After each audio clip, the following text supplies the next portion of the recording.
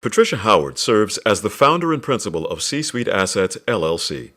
Assembling a group of former C-Suite leaders, C-Suite Assets provides consultative services to senior-level management in the healthcare ecosystem. Prior to launching C-Suite Assets in 2020, Howard passionately served the healthcare industry as an enterprise operations executive for more than 30 years, meeting or exceeding objectives. She began her career on the front lines as a service representative. She ascended to the senior level ranks, leading 2,300 to 6,000 employees to deliver healthcare administration across all markets.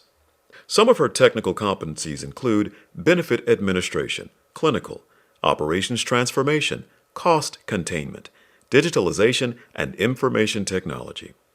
Her product portfolio includes behavioral, dental, hospital, life and health, medical, pharmacy.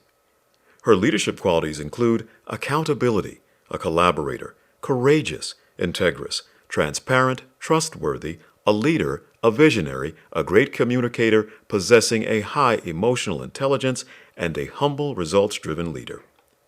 She's served local, regional, national, and global companies alongside great leaders, teachers, and teams, and has been a philanthropist since the age of 24.